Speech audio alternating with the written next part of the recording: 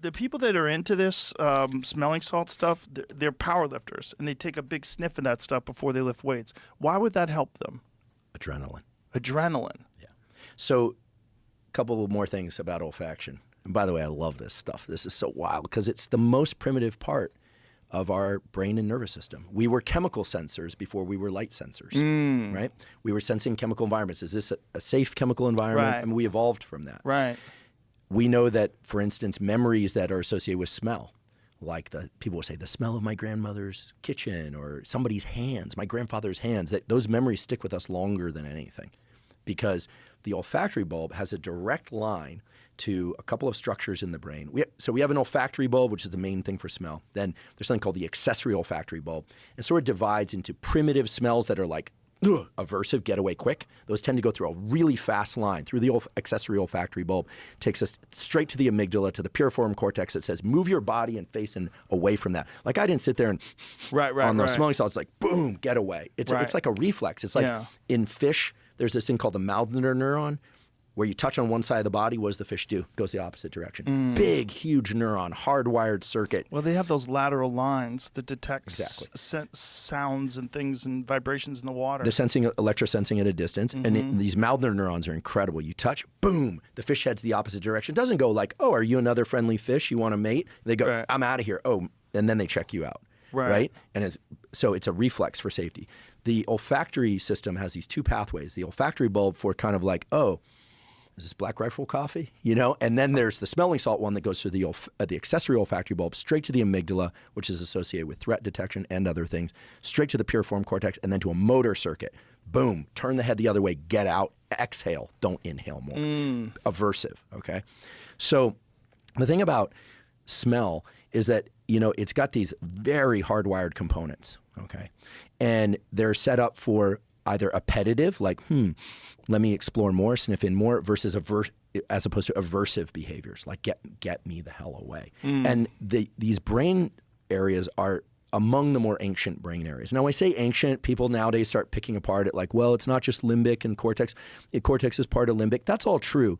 But if you look at our brains and you look at the brains of like a turtle or even a snake, all the stuff we're talking about right here are all, they're not exactly the same, but they're all present.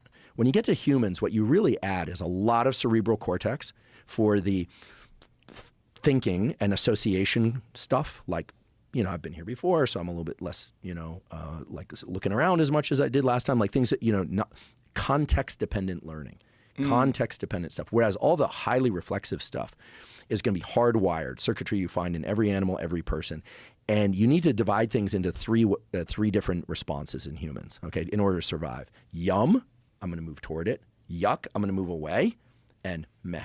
There's basically only three motor responses to anything: yum, yuck, or meh. Now, there's a matter of degrees. Like you might see somebody you really like, you want to, I don't know, Joey Diaz or something, you know. You see him, like you want to run over, see him, right? So there's an appetitive circuit moves you towards it. See something that's a little odd, you might pause, I don't know what that is, or something aversive, like something happens in the parking lot and you're like, I'm getting the hell out of here. So the brain, as complex as it is, needs to divide things into one of three different motor responses: forward, pause, or retreat. Okay, I was playing with Jamie's dog out there before. I was like, I couldn't get him to back up. That's what's kind of cool about the bulldog. Right. You charge him and he just goes. I'm like 20 times his size, but he's just like. Well, he's also never experienced anybody being mean to him. Yeah, so how except a few dogs, apparently. But most of his experiences are play. Like he knows he can just run up to you and bite you, and you play with him. Right. So you said about why the smelling salts and adrenaline. So here's the deal: when we have this aversive response, the move away, the yuck response, get me away. There's a parallel response in the brain and body of the release of epinephrine, adrenaline. It's the same thing. Sorry for the dual naming. Epinephrine and adrenaline are the same thing? Same thing. Long, complicated, boring history as to why it's named two things. Noradrenaline, norepinephrine, same molecule. So let's just call it adrenaline for sake of simplicity. Adrenaline is released from the adrenals in the body, and it's released from a area in the brain called the locus ceruleus, which sends out a bunch of little wires, axons, to sprinkler the brain with adrenaline. And both systems work in parallel. So when you smell something aversive, it goes inhale, okay, certain olfactory neurons cue that to the accessory olfactory bulb, bam, straight to the amygdala.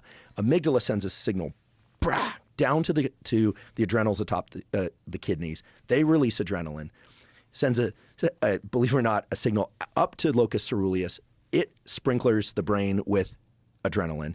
And you just had, within a couple hundred milliseconds, you just got a parallel adrenaline response in brain and body that allows you to do what more easily? Move. Move. Now you're ready for motion. You're ready for movement. In fact, I'm sure if you put that under the deepest sleeper's nose in the middle of the night, they're going to wake up like a gunshot went They used off. to give it to boxers when they got hurt in the corner. They'd give them smelling salts and wake them up. Yeah, because one of the best painkillers is adrenaline.